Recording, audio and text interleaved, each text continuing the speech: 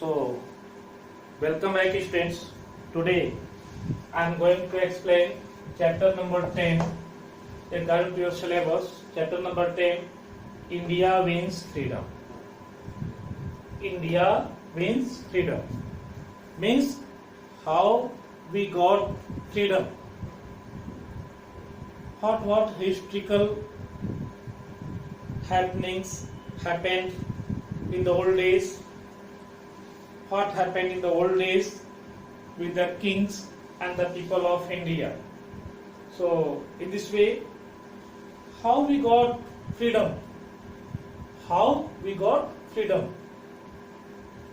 So, like that, before 1947, we got freedom 15 August 1947. 15 August 1947, we got freedom. You can see, we got freedom. We got freedom on which day? 15 August 1947.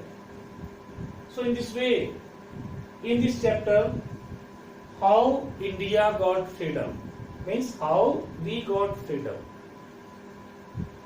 So in this way, you see it is given some text of page number 47 as historical records are given. Great Indian leader Bal Gangadhar Tilak. He was very great. He was very great man, and his contribution is also very great. We can't forget his contribution as to make our country freedom, free from Englishmen. So, a great Indian leader Bal Gangadhar Tilak said, "Freedom is my birthright and I shall have it." Freedom is my birthright and I shall have it. It means that Bal Gangadhar Tilak determined that he must get freedom. At the time, he must get freedom with the help of people of India. So, he gave a thought, freedom is my birth, freedom is my birthright, and I shall have it. As freedom is a fundamental right for any country, to the people, freedom is a fundamental right. All people of the world want freedom. Even members of family, even any person that who live in any places, they also want freedom. But types of freedom are different. If the person is not under the condition of the discipline, so this type of freedom has no any worth. But if the freedom is there in any country with the some respectful rules, regulations, some respectful manners, and some special types of discipline, with the discipline, that freedom has more worth. So, in India also, when India got freedom, after that rules and regulations passed, and our constitution was also written. So you can see, nobody likes to live in slavery. Slavery means and to work under other one. Everybody loves freedom. Even birds and animals like to live in a free atmosphere.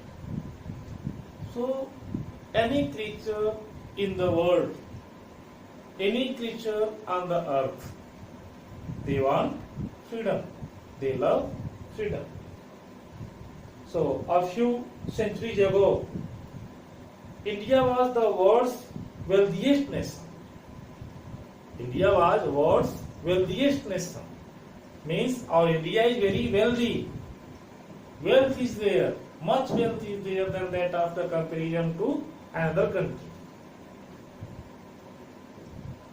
India was the dreamland for many emperors of distant India. Those emperors who were living in other distant places, like that Kabul, Afghanistan, that part, Western India. So basically, in western part of India, that western side of India, the emperors always wanted to make a tour to come in India. So at the time, India was called the Golden Sphere. That time, because India was very wealthy, so much wealth there, many varieties of the special type of stones were available in India. Treasure, a big treasure, was also available in India. You know, the diamond Kohinoor was also available in India. So many varieties of wealth in economy that had the king in the different types of kingdoms, wealth in agriculture, and wealth in India also very wealthy in the culture and civilization, in the education. All types of the social activities also India was very ahead. So in this way, India was called at the time Golden Sparrow by the rest of the world. No any country was so much valuable or wealthy than that of India. So India was very valuable at the time at the compare of rest of the world. The era changed when Prithviraj Chauhan, one of the Hindu king, was defeated by Muhammad Ghori. And Muhammad Ghori also killed Prithviraj Chauhan, a Muslim invader from Afghanistan. Who was Muhammad Ghori? Muhammad Ghori was a Muslim invader from Afghanistan. Invader means attacker. Invader means attacker, outer attacker. So in 1192, he attacked on India. In 1192, Muhammad Ghori attacked on India. In 1192, he attacked on India. After that, Mughal rule was founded in India. After that attacking of Muhammad Ghori, Mughal rule founded in India. Mughal rule. Mughal rule means as related to Muslims. After that, European merchants in India. Next, European merchants in India. How European merchants came to India?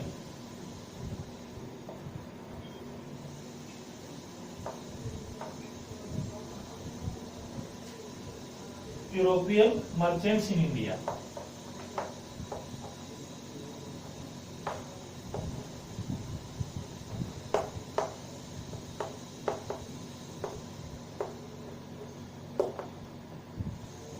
European merchants in India.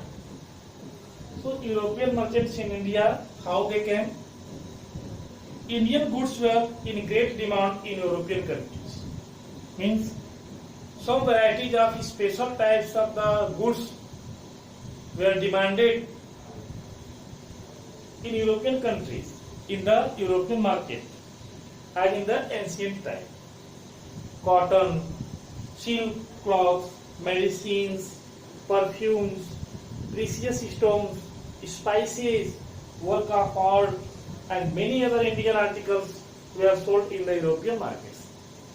So many varieties of items like silk cloth, medicines, perfumes, precious stones, spices, and work of art, and many other Indian articles were sold in the European market. So European markets were full of Indian items. So during the Mughal period, the Portuguese, the Dutch, Portuguese means people of Portugal. Dutch, the people of Dutch country, Dutchians, the Dutch, the English means people related to Britain, United Kingdom, and the French means the people of France. So Portuguese, Dutch, English, and the French established their companies in India. They came in India one by one at the time in ancient India, and they settled, they established their country, they established their factory, companies in India, and for the purpose to trade. His purpose was making a trade with India. So he wanted to develop a trade with India and to develop a good market. As for that, they could import different items from India in the market of European. So in this way, soon the Europeans started fighting among themselves. Means Europeans started fighting themselves. Means Dutch fought against to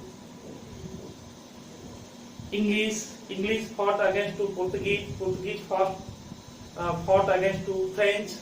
Means all they were as Portuguese, mostly Portuguese, Dutchians, means Dutch, English, and French. They started as fighting among themselves. Some British merchants came together in 1600. In 1600, some merchants come. From where? English merchants, British. So some British merchants came in 1600. Era 1600, and they established the English East India Company. They established English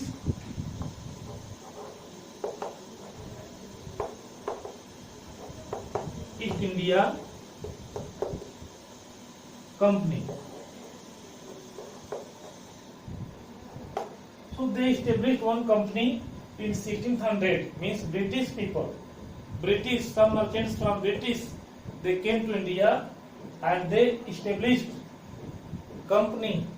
They established company, English East India Company. English East India Company they established in 1600. So in this way, European merchants came to India and they fought together, but at last British got success as in their fight, and in 1600 some merchants came to India and they established English East India Company. Means basically East India Company for the trade with India. Next I will explain to you.